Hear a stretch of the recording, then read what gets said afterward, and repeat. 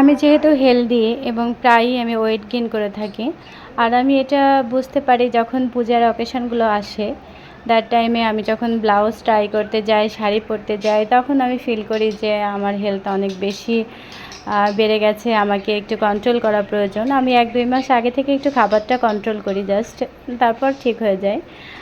যেহেতু আমি জব করি এবং আমাকে কিন্তু প্রায়শ বাইরে যেতে হয়, সুতরাং বাসার যেই খাবারটা ওটাই আমি খাই।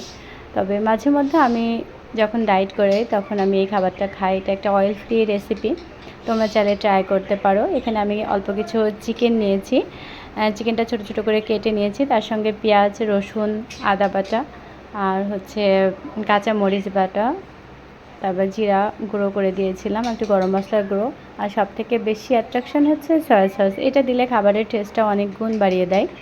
আর যেহেতু আমি এটা অয়েল ফ্রি করব, সেহেতু আমি একটা প্যান নিয়ে নিয়েছি।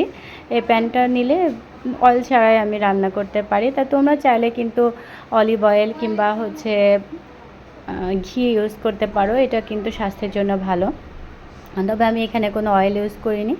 আমি এখানে মাংসের যে রসটা থাকে ওটা আমি ঢাকা দিয়ে জাস্ট একটু শুকনো শুকনো করে নিয়েছি।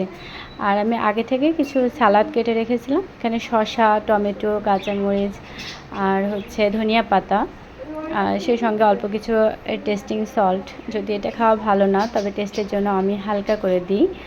আর সেই সাথে আমি এখানে ইউজ করেছি কাসুন্দি। কাসুন্দিটা দিলে কিন্তু খাবারের টেস্টটা অনেক বাড়িয়ে দেয়। আর অল্প পরিমাণ লেবুর রস দিলে যেটা হয় সেটা হচ্ছে প্রোটিনটা অ্যাবজর্বেশনে অনেক সুবিধা হয় এবং এটা দেহের জন্য অনেক ভালো।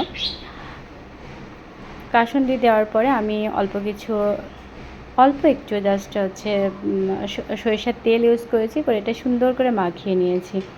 দেখো এখনই আমার জিভে জল চলে আসছে, যেহেতু আমি একটু আগে এটা খেলাম এবং খুবই টেস্ট হয়েছিল। আর এটা খেলে কি হয় যে তোমার খাবারের গ্রেভিটা চলে যায়, যেহেতু ডায়েটে প্রোটিনটা একটু বেশি রাখলে সেটা কিন্তু খাবারের গ্রেভিটা অনেক চলে যায়। যারা আমার মতো সুগার প্রেমী আছে বা যারা সুগারের প্রতি অ্যাট্রাকশন বেশি আছে, তারা কিন্তু এটা পেট ভরে খেতে পারো, তেমন কোনো সমস্যা হবে না। তোমরা এটা লাঞ্চে কিংবা ডিনারে খেতে পারো। যেহেতু আমি লাঞ্চে তেমন একটা সময় পাই না, ওখানে আমি হাফ প্লেট ভাত খেয়ে ফেলি, এটা আমি সাধারণত ডিনারে রাখি।